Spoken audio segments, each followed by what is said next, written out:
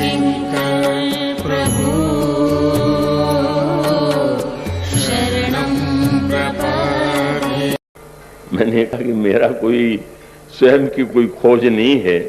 वो स्वामी जी ये कहते हैं कि इसमें अगुण की गहराई है, और उसका तात्विक अभिप्राय ये है, और उसको गोस्वामी जी ने बहुत अनेक अनेक रूपों में प्रस्तुत किया।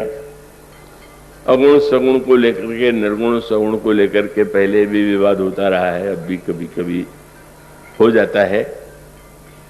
पर गोस्वामी जी महाराज जो हैं वो तो वस्तुतः दोनों को स्वीकार करते हैं, और कितने मीठे ढंग से करते हैं कि आपके घर में अगर कहीं से अलग अलग स्थानों से दो मेहमान आ जाए तो आपका कर्तव्य है कि दोनों को ठहराएं। आपके पास अगर कई कमरे हैं तो उनको अलग अलग को ठहरा दीजिए। तो उन्होंने कहा कि निर्गुण और सगुण दोनों को मैंने दो स्थानों में ठहरा दिया। कहा? बोले ही ये निर्गुण और नैन सगुण, नेत्र में सगुण और हृदय में निर्गुण दोनों। तो महाराज इसमें भी तो होता है कि बहुत अच्छे कमरे में अतिथियों में भेद किया जाता है, किसको ऊंचा, किसी को नीचा, किसका बड़ा। तो आपने निर्गुण और सगुण को दो में ठहरा दिया, दोनों में आपने किसको बड़ा मान लिया? तो गोस्वामी जी ने कहा बड़ा तो मैंने तीसरे को मान लिया। ये दोनों अतिथि तो वंदनीय ही हैं, पर वो जो सबसे बीच वाला अतिथि है वो हमारे लिए सबसे अधिक वंदनीय है।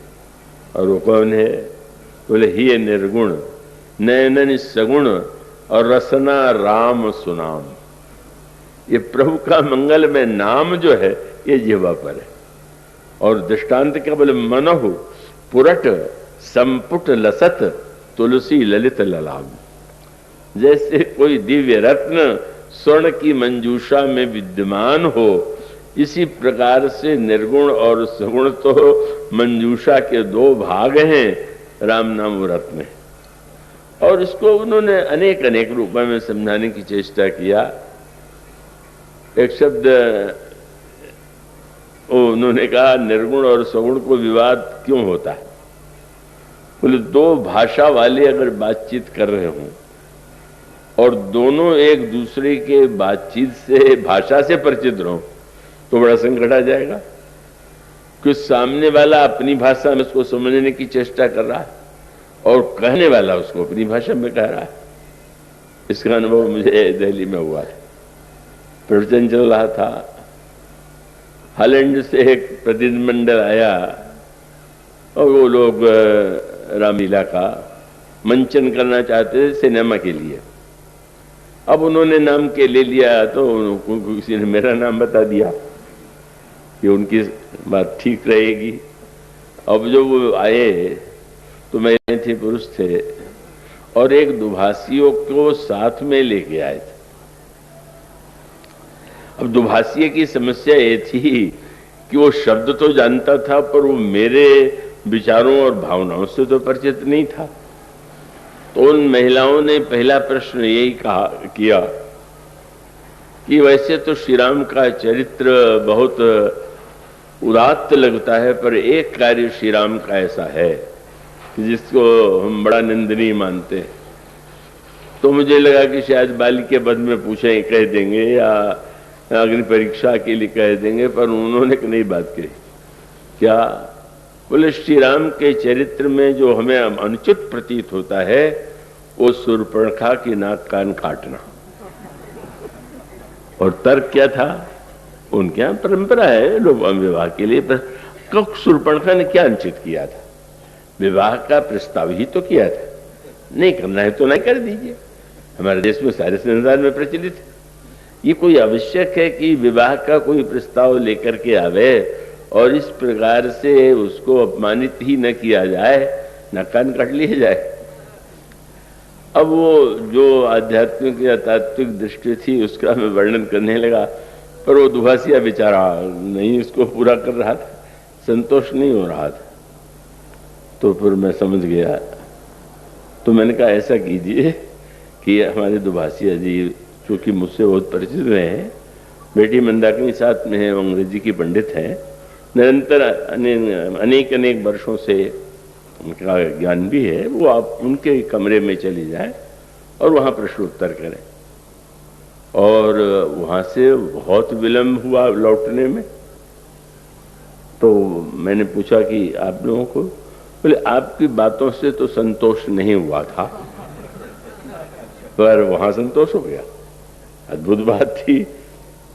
उन्होंने सारी बात मेरी कही, वो तो बार बार जब भी बोलती हैं तो वही कहती हैं, पर उनको संतोष क्यों नहीं हो रहा था?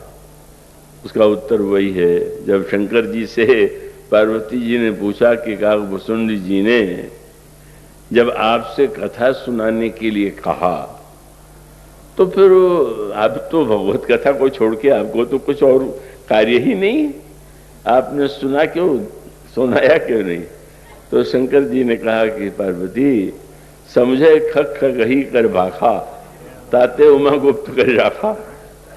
पक्षी पक्षी की बात को समझता है, इसीलिए मैंने सोचा कि इस पक्षी को पक्षी के पास भेज दे। वो बहुत उसका सांकेतिक अर्थ है।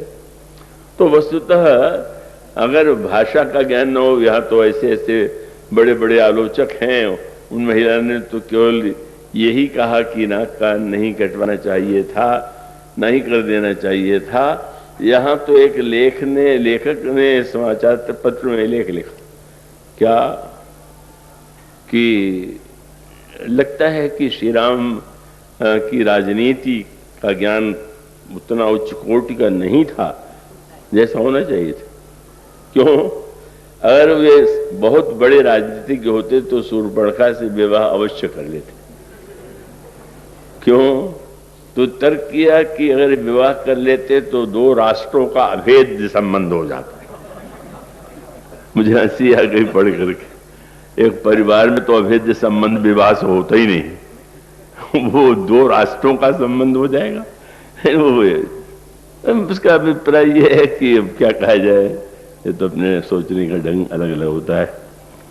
तो भाषा का महत्व एक है कि आप जो बात जो व्यक्ति कही जा रही है, तो गोस्वामी जी ने कहा अगुण और सगुण का विवाद वस्तुतः न समझ पाने के कारण है।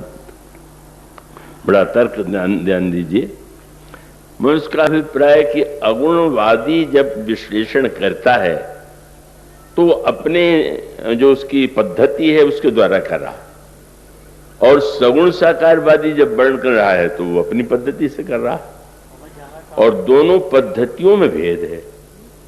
तो दोनों पद्धतियों में भेद होने के कारण न तो निर्गुण निराकारवादी को सगुण साकार का समझ पाना संभव हो पाता है, और न तो सगुण साकारवादी निर्गुण निराकारवादी। तो क्या उपाय है? दुभाषिया, वो जैसा दिल्ली में दुभाषिया था वो तो कमजोर था, पर निर्गुण और सगुण में जो विवाद है उसको मिटाने के लिए गोस्वामी जी ने कहा बढ़िया, अगर दुभाषिया मिल जाए तो झगड़ा मिट जाएगा। दुभाषिया क्या है? रामायण में आप चौपाई पढ़ते हैं क्या? बोले अगुण सगुण बिच नाम सुसा की, और उभय प्रबोधक चतुर दुभाषी। ये राम नाम ही वो चतुर दुभाषिया है कि आप इसको सामने रख करके राम नाम के दुभाषिये को, खास का अभिप्राय है कि अगर निर्गुण निराकारवादी हैं तो सगुण का विरोध करे, पर नाम की महिमा में राम नाम की महिमा गाते हैं, और भक्तों के द्वारा तो राम नाम की महिमा गाई जाती है। अब उसको उतने विस्तार से उतना लेने का समय नहीं है, पर उसका अभिप्राय है कि जो शब्द कह दिया गया, पर उसका सर्वश्रेष्ठ दृष्टांत क्या है? अगुण सगुण का इस विवाद का उत्तरकांड में जो प्रसंग प्रस्तुत किया गया वो बड़ा बहुत ही रहस्यमय और बड़ा तात्विक।